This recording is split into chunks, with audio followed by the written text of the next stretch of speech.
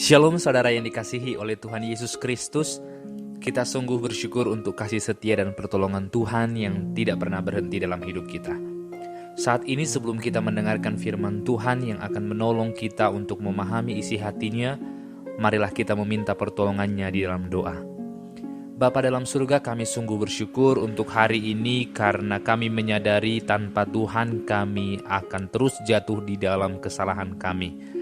Tuhan, tolonglah kami hari ini untuk memahami isi hati-Mu, karena kami tahu firman-Mu itu yang akan meneguhkan dan menguatkan bahkan menghibur kami dalam setiap kehidupan kami. Terpujilah nama-Mu dalam nama Yesus Kristus. Amin.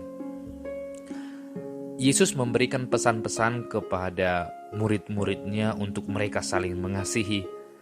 Tetapi hal yang sangat penting untuk kita pahami ialah apa yang membedakan antara kasih orang yang percaya dengan kasih yang bukan orang percaya. Maka Yohanes 15 ayat yang ke-12 dan ke-13 berkata demikian. Inilah perintahku, yaitu supaya kamu saling mengasihi, seperti aku telah mengasihi kamu. Tidak ada kasih yang lebih besar daripada kasih seorang yang memberikan nyawanya untuk sahabat-sahabatnya. Ketika kita membaca bagian ini, maka pasti dalam pemikiran kita ialah bagaimana mungkin kita dapat mengasihi seorang sama seperti Tuhan mengasihi kita. Tuhan itu panjang sabar, Tuhan itu maha pengampun, sedangkan kita tidak mungkin bisa bersabar saat semua hak kita diambil orang lain. Tuhan itu maha pengampun dan maha pengasih.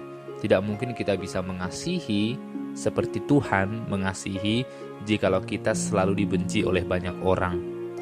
Tetapi inilah yang membedakan antara orang percaya dengan orang yang bukan percaya. Ketika kita mengingat dalam Imamat pasal yang 19 ayat yang ke-18, bahkan mulai dari ayat 17, Allah sudah berkata kepada bangsa Israel untuk mereka saling mengasihi, untuk mereka tidak membalas dendam, untuk mereka menaruh belas kasihan kepada semua orang. Sehingga kasih ini memang tanda orang yang dipilih oleh Tuhan, tanda orang yang percaya kepada Tuhan.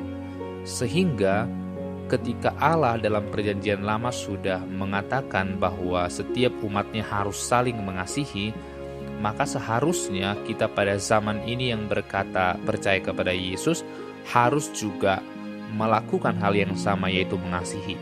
Karena firman Tuhan yang diucapkan di zaman dahulu itu juga adalah untuk kita sebagai orang-orang pilihan Allah yang percaya kepadanya. Sehingga apakah tanda orang yang percaya kepada Yesus?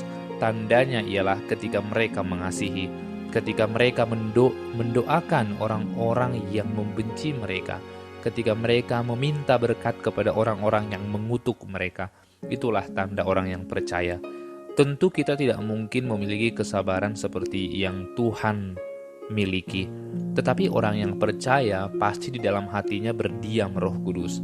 Artinya apa? Roh Kudus itu yang akan memampukan dia untuk mengasihi orang-orang yang sulit untuk dikasihi, mengampuni orang-orang yang sulit untuk diampuni. Maka penting bagi kita untuk berpikir, apakah selama ini masih ada orang-orang yang sulit aku ampuni atau yang sulit aku kasihi? Jikalau itu masih ada, perlu bertanya kembali apakah aku ini sebenarnya murid Yesus atau tidak. Karena tanda yang paling utama ialah ketika kita memang mengasihi saudara-saudara kita. Maka kita akan melanjutkan ke ayat yang selanjutnya. Katanya tidak ada kasih yang lebih besar dibandingkan dengan kasih di mana seseorang memberikan nyawanya kepada sahabat-sahabatnya. Ketika kita membaca di ayat yang ke-15, Yesus menyebut kita sebagai sahabatnya. Padahal kata sahabat ini sangat jarang digunakan dalam Alkitab, khususnya secara dalam perjanjian lama. Ketika kita mengingat bagaimana Allah memanggil para tokoh-tokoh dalam perjanjian lama, Allah hanya mengucapkan kata sahabat itu hanya kepada Abraham dan Musa. Dan itulah tandanya bahwa mereka sangat dekat dengan Tuhan. Ketika kita melihat Keluaran 33 ayat 11, Yesaya 4, 1 ayat 8, dan di situ tanda bahwa sesungguhnya mereka adalah orang-orang yang dipilih oleh Tuhan dan dikasihi oleh Tuhan. maka sekarang kita semua disebut sebagai sahabat Tuhan. Artinya apa? Kita juga memiliki hal yang sama dengan Musa dan Abraham saat mereka dipanggil sahabat oleh Allah, yaitu mereka percaya kepada Allah itu. Maka sekarang kalau kita memang percaya kepada Allah, kita juga sahabat Allah. Kalau kita sahabat Allah, berarti kita harus mengasihi sama seperti Allah. Dan siapa yang mengasihi saudaranya, bahkan nyawanya pun ia akan berikan. Dan Yesus membuktikan itu.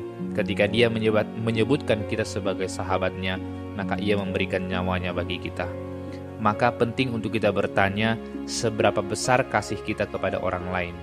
Apakah kasih kita hanya kepada diri atau keluarga kita? Yesus membuktikan kita bukan bangsa Israel. Dari mata, dari hidung jelas kita bukan orang Israel.